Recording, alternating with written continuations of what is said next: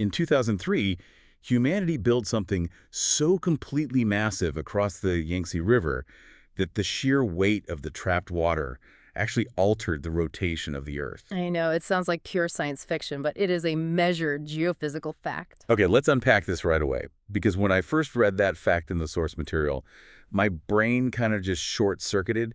I mean, how does a dam, even a staggeringly huge one, actually change the spin of the entire planet? Well, it really comes down to the physics of mass distribution and something called the moment of inertia. You can kind of think of the Earth as a spinning figure skater. Okay, right, I've seen that on TV. Yeah, so when a skater wants to spin faster, what do? They pull their arms in close to their body. And when they want to slow down, they extend their arms outward. Right, the wider the mass is distributed away from the center, the slower the spin? Exactly. So now apply that exact principle to the Three Gorges Dam. When they finally closed the gates and allowed that huge reservoir to fill, they essentially took roughly 39 trillion kilograms of water, which is just an unimaginable amount of mass, and raised it up to 175 meters above sea level. Oh, wow. So they lifted it away from the center of the Earth. Yes. By lifting that much mass away from the Earth's center, humanity essentially extended the planetary figure skater's arms. Yeah, so we literally slowed down the planet. We did. Now, I mean, it's an incredibly tiny amount. It increased the length of a single day by about 0.06 microseconds. Okay, so I won't notice it on my watch. No, definitely not. And it also slightly shifted the position of the poles. But the core fact remains, right? We engineered a localized water system so aggressively that it registered on a literal planetary scale. That is just wild. Well, welcome to the deep dive. Today, we are exploring the longest river in Asia, the Yangtze. Yes, a 6,300-kilometer living system. Exactly. And looking at the calendar today, April 29, 2026, it's pretty incredible to realize that it's already been 5 full years since the monumental Yangtze River Protection Law took effect back in 2021. It has been a fast 5 years. It really has. So we are sitting at this perfect historical vantage point to look backward at thousands of years of history and then forward into a highly uncertain future. And to do that, our sources today cover a massive spectrum. We're looking at hydrology, archaeology, political strategy. Yeah, ancient mythology, and even a really unique psychological framework that we'll get into later. And the overarching mission today, really, is to understand a profound transformation. We are going to look at how a wild, totally unpredictable ancient wetland was systematically re-engineered into one of the most heavily controlled civilizational spines on Earth. Right, and what that tells us about humanity's absolute compulsion to control nature. Now, if you're listening to this right now, you might be wondering, well, why does a river in China matter to my daily life? That's a fair question to ask. It totally is. Yeah. But it matters because understanding the Yangtze is the ultimate masterclass in understanding the hidden trade-offs of the modern world. It's like a perfect microcosm of the economic engines, the fragile supply chains, and the compounding systemic risks that power the exact reality you and I are living in today. It really is. But to really grasp the sheer scale of the machine that the Yangtze has become today, we first have to understand the living entity it used to be. Right, before the concrete. Exactly, because the geography of this specific river didn't just passively support a civilization, it actively dictated its formation. Yeah, so let's rewind the clock for a minute.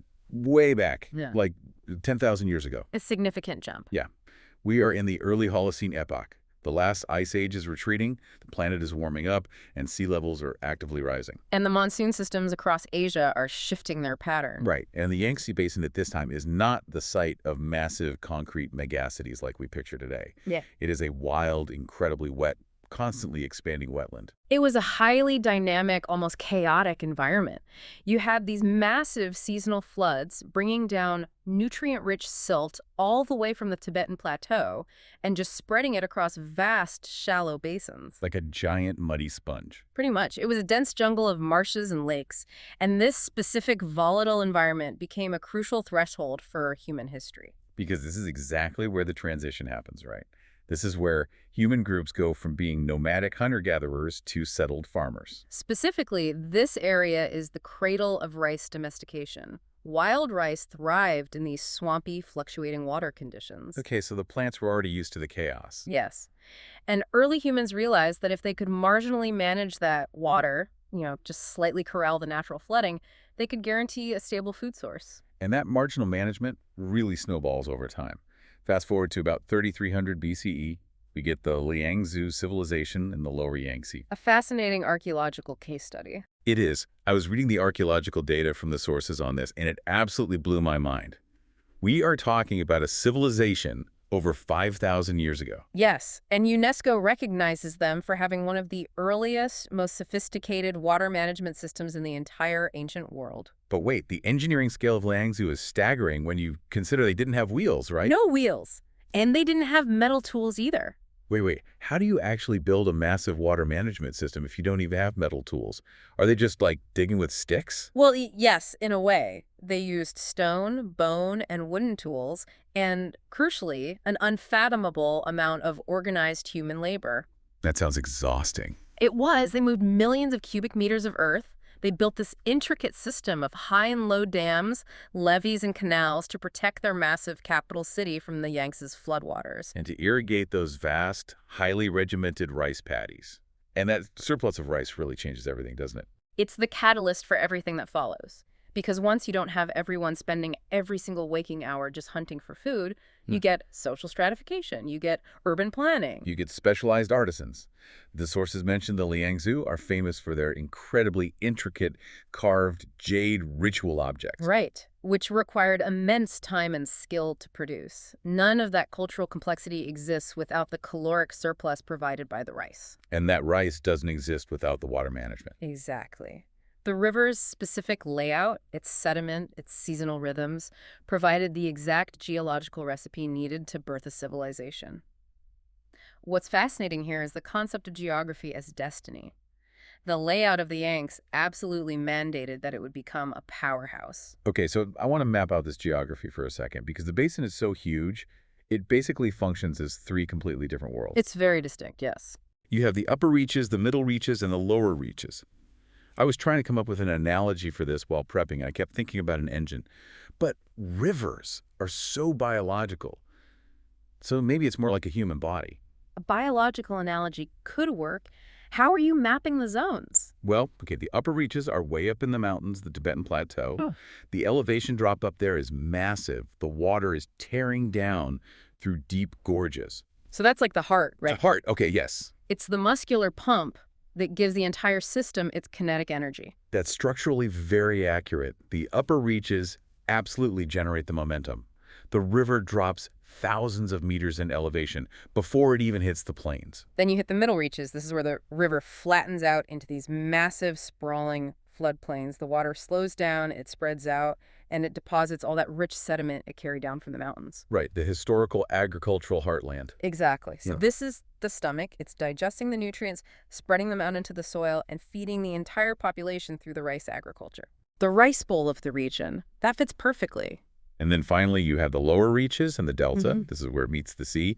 You have Shanghai situated there today. A globally significant port. Yeah, it's an incredibly dense, highly networked labyrinth of canals, cities, and ports.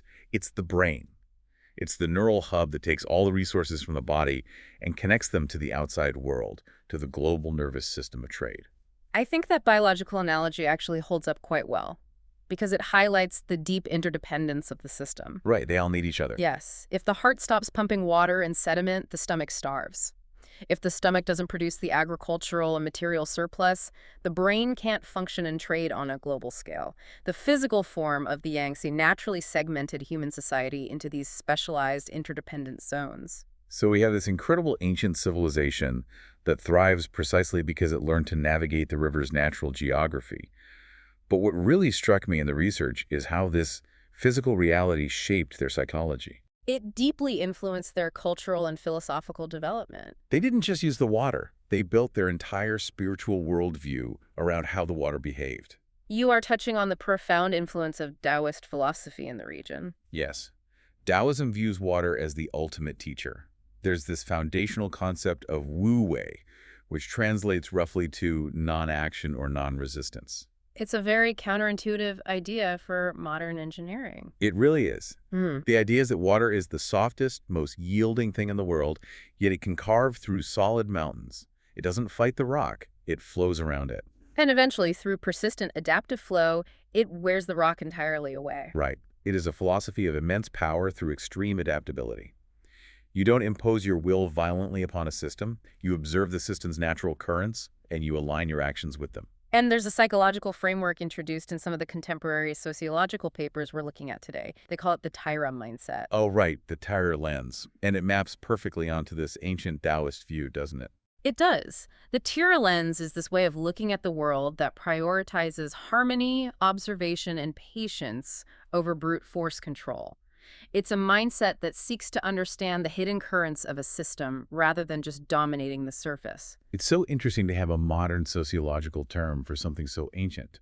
Well, the Tira framework provides a very useful modern vocabulary for that ancient paradigm. It essentially represents the psychological state of being embedded within nature rather than viewing nature as a separate, hostile object to be conquered. And that specific mindset is perfectly encapsulated in one of the foundational myths of Chinese culture, the legend of Yu the Great. Ah, yes, the legendary tamer of the floods. Right. According to the myth, there was a period of catastrophic flooding. The rivers were overflowing, just destroying crops and early settlements. A very real historical threat, mythologized over time. Exactly. And the initial strategy, which was led by Yu's predecessor, was to build massive earthen walls to block the water. Just brute force barricades. Which is a completely anti-Taoist, anti-Tira approach to the problem. It's the exact opposite of Wu Wei. And it failed miserably. The water would just build up pressure and eventually smash right through the walls, causing even worse destruction. Because you are fighting the kinetic energy of the water directly. Right.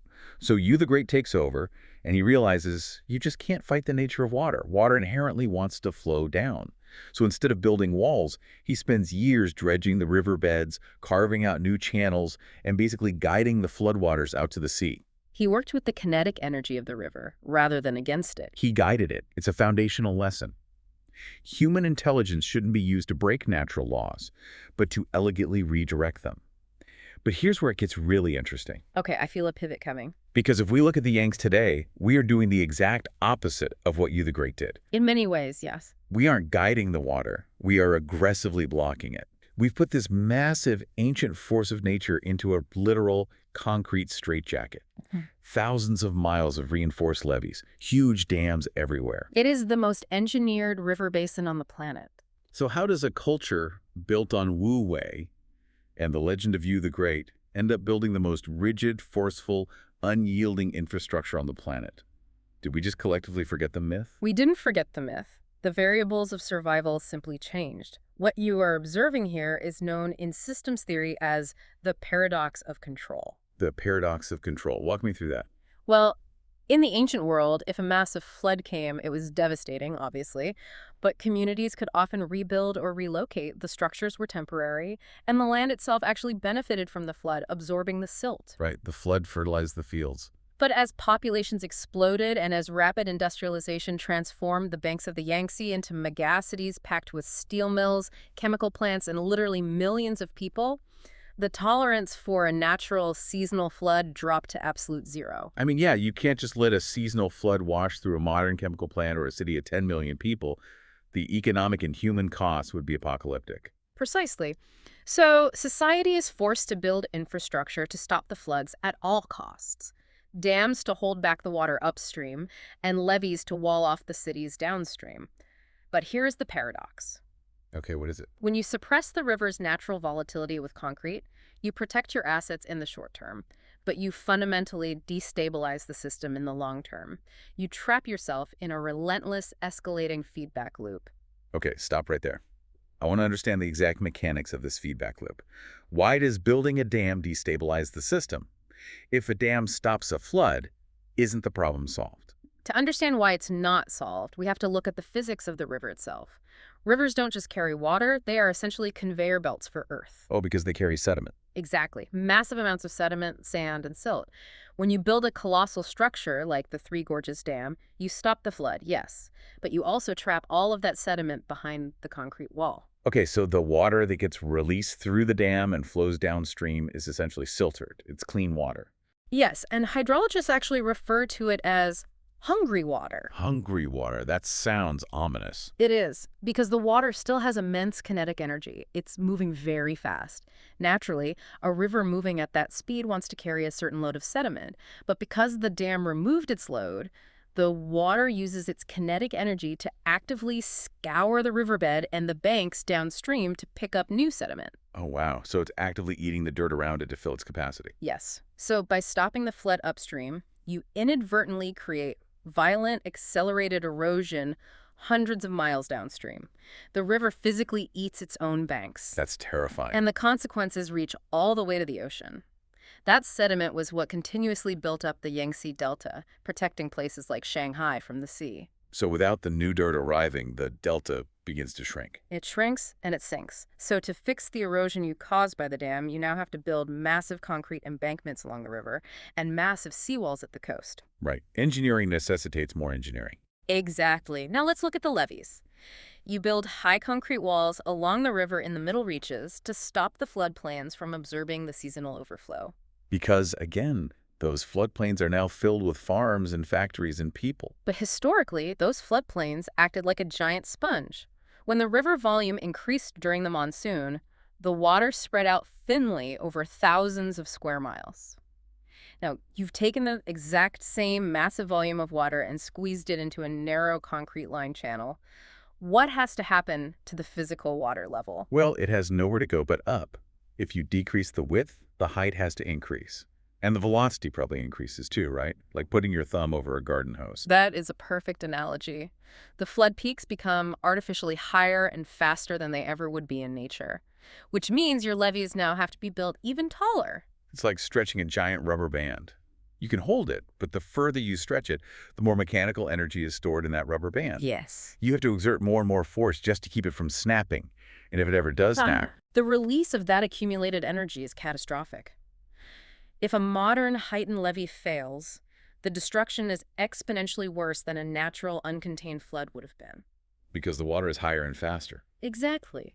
The more we control the river, the more terrified we are of it, and the more dependent we become on maintaining that control. We can never stop engineering it. That sounds absolutely exhausting and incredibly expensive. If controlling the river traps us in this endless, stressful, terrifying loop of fighting nature, why do it? Why not just back off? Because the economic payload is staggering. You have to look at the incentives. In the modern geopolitical landscape, controlling the flow of water equates directly to controlling wealth, energy, and national security. I mean, the sources said the Yangtze Basin contains roughly 1/3 of China's entire population. Yes. Over 400 million people live in that basin. It is economic engine on a scale that is genuinely difficult to comprehend. We are talking about a manufacturing corridor stretching deep into the interior of the continent. Cities like Wuhan and Chongqing. Exactly. It's the beating heart of steel production, chemical synthesis, and automotive manufacturing. And the river itself serves as this massive, frictionless highway for all those goods. You can load manufactured goods in the deep inland provinces and just float them straight down to the port of Shanghai. And from there, out to the entire globe.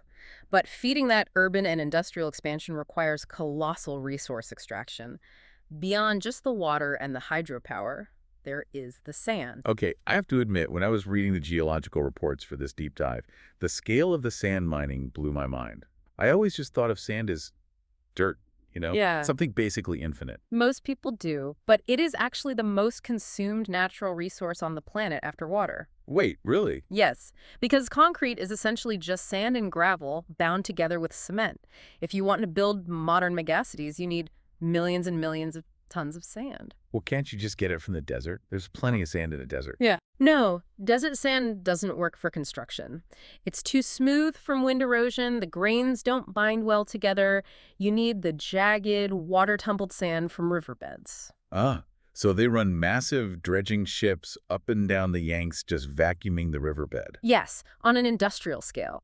And think about the physics we just discussed.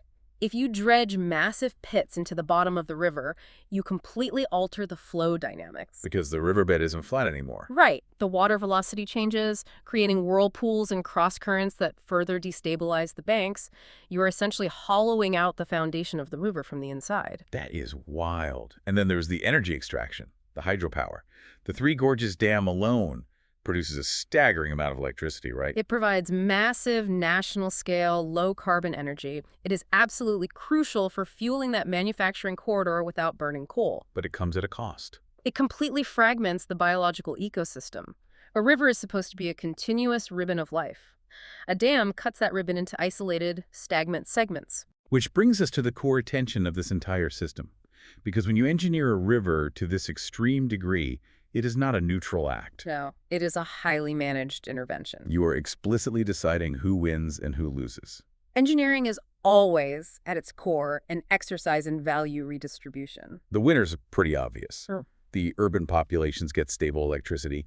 The industrial sectors get cheap transport. The global markets get affordable goods. But the losers, the human cost is immense. It is significant. I mean, over 1 million people were forcibly displaced and relocated just to clear the inundation zone for the Three Gorges Dam reservoir alone. Whole cities, ancestral homes, ancient archaeological sites, just swallowed by the rising water. Upstream decisions inherently dictate downstream lives. And you have small-scale farmers dealing with degraded soil because that natural sediment no longer arrives. You have local, multi-generational fishing communities whose entire way of life has been eradicated. The gains of the engineered river are national and global, but the sacrifices are fiercely local and deeply personal. I hear that. And the scale of the Yangtze is undeniable. But I actually want to push back on this narrative a bit. Okay, let's hear it. I was thinking about the Mississippi River in the United States while I was researching this. We've heavily engineered the Mississippi, too. We have massive levee systems, we have locks for shipping, we have terrible agricultural runoff, and we have communities that suffer from flooding and industrial pollution. Isn't this just the standard story of every major river in the industrialized world? What actually makes the Yangtze uniquely distinct? It's a very valid challenge. To understand the Yangtze's unique position, we have to look at a comparative framework from the source materials. Let's look at how human civilizations have interacted with other major rivers. Take the Nile, for instance. Right, the Nile is famous for being incredibly predictable. Exactly. For thousands of years, the Nile's seasonal flood arrived almost like clockwork. You could almost set a calendar by it. So they didn't need to fight it. Right, that extreme predictability allowed for a very early, very stable, centralized civilization to flourish without needing desperate, massive engineering works just to survive the water. Okay, what about the Amazon? Historically, the Amazon has remained aggressively wild. The sheer scale and density of the jungle meant that nature absolutely dominated. Human populations there traditionally adapted to the river's volatility rather than attempting to enclose it in concrete. And the Ganges in India. The relationship there is fundamentally spiritual. The Ganges is personified as a living goddess. The primary interaction is framed around ritual purity, devotion, and religious duty, even amidst modern pollution challenges. Okay, so back to the Mississippi. How does it compare? Well, the Mississippi is deeply engineered, just like the Yangtze. It is controlled for agriculture and industrial shipping. However, the Mississippi functions primarily as a regional economic utility within a much larger, geographically diverse nation. The United States doesn't depend on the Mississippi for a massive percentage of its electrical grid, nor does the majority of its population live in its direct basin. It's important, but it's not the whole country. So what is the Yangtze? The Yangtze is a true civilizational backbone. It is a distinction of absolute centrality. It functions simultaneously as a primary food system, a primary energy grid, the main industrial transport network, and a crucial geopolitical tool. It is deeply engineered, but it is also philosophically and culturally embedded in the national identity in a way the Mississippi simply isn't. That makes a lot of sense. And reading the historical analyses, there's another layer to this. For centuries, going all the way back to the imperial dynasties and continuing right into the modern era, a government's political legitimacy has been directly tied to its ability to control the Yangtze's floods. It is an objective historical through-line. If the river flooded catastrophically, it historically signaled a loss of the mandate of heaven. Wow, so the pressure is immense. Yes.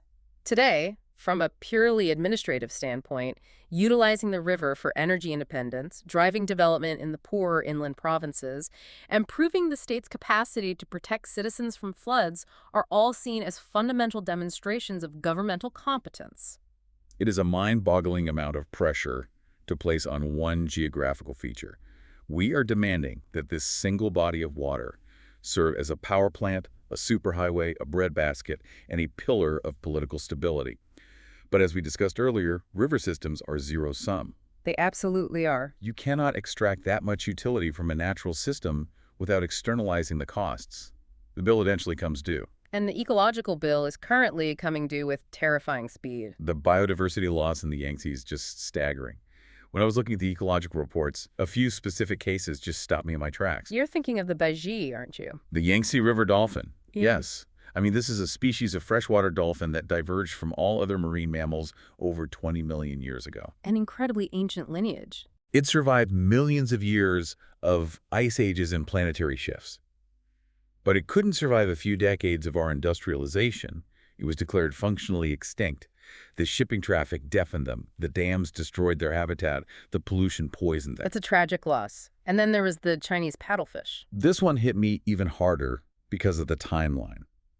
The paddlefish was one of the largest freshwater fish in the world, sometimes growing up to 23 feet long. They literally called it the panda of the Yangtze. A massive apex predator. And it was officially declared extinct just 6 years ago, in 2020. Yes, very recently. This isn't ancient history. This isn't the dodo bird. This extinction happened on our watch while we were, scrolling through our phones.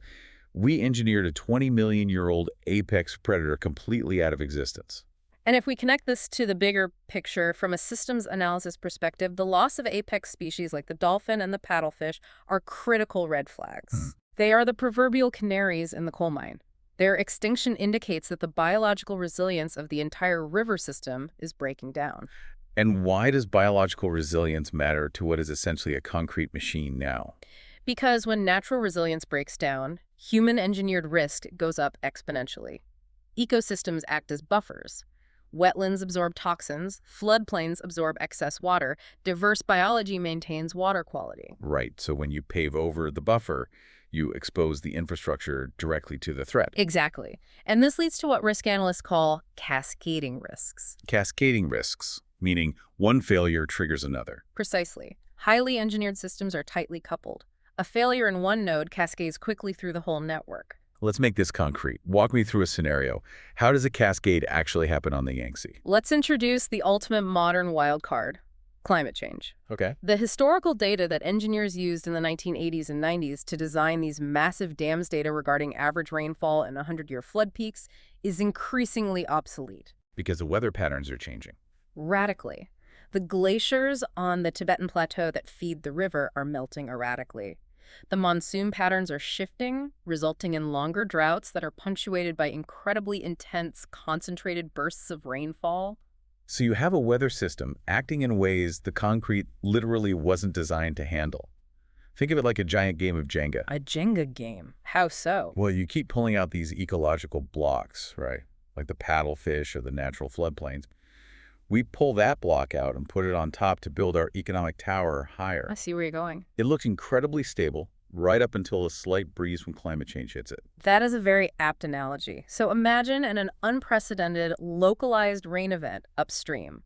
The massive reservoirs behind the dams fill to absolute capacity. Right, the water has to go somewhere. To prevent the dams from suffering structural failure and collapsing entirely, the operators are forced to open the spillways and release a massive surge of water downstream. Okay, so the dam survives, but they've just sent a manufactured flood surging down the concrete channel. Yes. That sudden surge puts immense hydrostatic pressure on the levee systems downstream. Let's say one of those levees, weakened by years of fluctuating water levels, breaches. And it doesn't flood a rice paddy anymore. No. It floods an industrial development zone. It inundates chemical storage facilities. Now, suddenly, what began as a meteorological event-heavy rain has cascaded into a massive toxic contamination event, spreading industrial chemicals into the municipal drinking water supplies of millions of people downstream. Wow. So pollution generated in one zone is inevitably experienced by everyone below it. Precisely. Engineering a river doesn't eliminate danger, it merely reshapes it. Yeah. We traded the frequent, manageable risk of natural seasonal flooding for the rare but utterly catastrophic risk of systemic infrastructure failure. It is the deep tension of designing for the past while trying to survive the future. We've spent a lot of time talking about this from a very satellite perspective. We're looking at planetary rotation, national grids, species extinction, macroeconomics. But millions of people wake up and walk outside next to this river every single morning. They do. It's a lived reality. If you live on the Yangtze, what does this massive, humming, stressed machine actually feel like? The sociological sources provide a really poignant look at the micro-level experience here. They urge us to look at the sensory landscape of the river and how drastically unequal that experience has become. The sensory contrast is wild. In the remaining rural stretches, you still have the smell of wet earth, the visual rhythm of the mist rising off the brown water in the early morning. A very traditional aesthetic. But as you move toward the urban centers, that's entirely replaced. You smell diesel and industrial runoff. You hear the constant, low-frequency thrum of cargo ship engines vibrating through the water. And the way different people interact with those senses reveals a profound inequality. Let's break down those different experiences. Consider the local fishermen. Historically, that was a deeply intimate relationship. A fisherman's survival depended on reading subtle sensory cues, a slight change in the water's clarity, a shift in the current, the behavior of insects. They read the river like a book. It was generational knowledge passed down. But today, the fisherman's experience is defined entirely by vulnerability and loss. The fish populations have collapsed due to the dams and the pollution, and in response, the government instituted a sweeping 10-year commercial fishing ban across the entire river basin to try and let the ecosystem recover. Which is ecologically necessary, but for the fishermen it means the sudden, total loss of their livelihood and their cultural identity. They're just stranded. Completely stranded. Then you have the farmer in the middle reaches. Their sensory experience of the river is defined by anxious dependence. Right, because they are cut off from the natural rhythm now. They aren't waiting for the rains anymore. They're waiting for the dam operators hundreds of miles away to release the irrigation water. They are completely at the mercy of the grid. They are exposed to droughts, and their soil is degrading because the levees block the natural nutrient-rich silt. They are tethered to a machine they have zero control over. And then, on the complete opposite end of the spectrum, consider the urban resident. If you are listening to this right now in a major city, whether it's Shanghai or New York or London, this is you. This is us. Yes. The urban resident's experience is entirely protected and entirely distant. You wake up, you turn on the tap, and clean water comes out. You don't smell the diesel. You don't see the eroding banks. You might experience the river occasionally as a pleasant scenic backdrop while walking over a bridge, but you don't interact with it physically. The danger is abstracted away. The violence, the struggle, the massive engineering required to deliver that water to your tap is completely invisible. The risks have been engineered entirely out of your daily awareness. The deeper you are embedded in the modern infrastructure, the easier it is to forget that the river is a living, struggling entity. This profound disconnect is exactly what the Tira psychological framework seeks to address. Yes. Let's bring the Tira mindset back in. We talked about it earlier as aligning with the ancient Taoist concept of flow and harmony.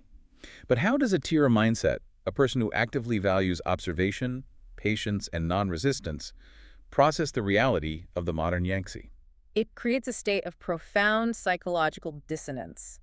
The Tira persona looks at the massive scale of the dams, the forced displacement of over 1 million people, the quiet, ignored injustices of the stranded fishermen, the permanent loss of the paddlefish, and feels a deep systemic grief. Because Kira recognizes that you can't infinitely extract from a system without breaking it. Tira asks this fundamental question: what happens to a society when harmony is entirely replaced by control? The Tira perspective recognizes that brute force engineering has a limit. You can build the levee higher, but eventually the water will win. Tira suggests that true long-term resilience requires adapting to the environment rather than trying to beat it into submission. So what does this all mean? Have we just failed? If the Tira lens teaches us that we can't dominate the river, but only adapt to it, are we as a global society entirely failing that test? Have we all just become the distant urban resident in how we treat nature? It is very easy to look at the concrete and succumb to fatalism. But synthesizing the Tira framework with recent political realities offers a more complex and perhaps slightly hopeful picture. Remember, a true Tira mindset isn't purely reactionary. Tira wouldn't advocate for blindly blowing up the dams. That would cause an unimaginable humanitarian disaster. Right, millions of people rely on them now. Tira seeks balance, not chaos. Exactly. Tira would seek to understand the existing tensions and find ways to exert gentle influence rather than brute control. It's about finding the middle path. And what is truly fascinating is that over the last few years, we are actually seeing a shift in macro-level governance that subtly mirrors this realization. You're talking about the legislation from 5 years ago. Yes, the 2021 Yangtze River Protection Law, alongside the 10-year fishing ban. Because for decades, the policies were purely extractive. Build more, dredge more, generate more power. But this recent legislation is explicitly focused on severe pollution regulation, restricting sand mining, and mandating habitat restoration. It represents a massive institutional pivot. It is a slow, bureaucratic recognition that the river is no longer an infinite resource to be conquered. The state is beginning to treat the river like an ecological patient that desperately needs to heal. It's an acknowledgement that the concrete straitjacket has limits. We pushed the machine to the absolute breaking point, and now we're frantically trying to figure out how to graft biological parts back into the engine before it completely seizes up. That is a stark assessment, but an accurate one. The survival of the economic system now depends entirely on restoring a baseline level of natural balance. It is staggering to step back and look at the total arc of what we've discussed today. I mean, we started 10,000 years ago in a wild, unpredictable Holocene wetland, where early humans learned to adapt to the water's rhythms, giving birth to a 5,000-year-old rice civilization. And we traced that geographical destiny as the river was systematically transformed into a highly managed, tightly controlled infrastructure network designed to maximize utility and mitigate risk for hundreds of millions of people. But there's this quiet dissonance beneath it all. We have this ancient cultural reverence for the river's natural flow, the wisdom of you the great, the Tira mindset existing right alongside the most aggressive industrial utilization of water on the planet. The Yangtze is the ultimate reflection of modern humanity. It reflects our technological ambition, our economic dependence, and our environmental consequences. It shows that while we build systems to manage uncertainty, uncertainty never truly disappears. Which leaves me with one final thought, and it builds directly on a question raised in our sociological sources today. The papers ask whether the Yangtze is destined to become a permanently managed hydrological system. And it makes me wonder, if we eventually perfect our control over the Yangtze, if every single drop of water is monitored by sensors, chemically balanced, scheduled by algorithms, and routed purely for human utility, does it actually cease to be a river? Is this a massive open-air plumbing system? And if we can completely engineer the wildness, the unpredictability, and the life out of the natural world, what part of our own human nature do we engineer out of existence right along with it? If the river is just a machine, then perhaps we are just cogs within it. It is the defining question of our era. It really is. Thank you so much for joining us on this deep dive. As you go about your day, especially if you live in a city, next time you turn on a tap, I hope you take a second to think about the invisible geography behind that water. Keep questioning the massive systems built around you. And remember that no blue line on a map is as permanent as it seems. Until next time.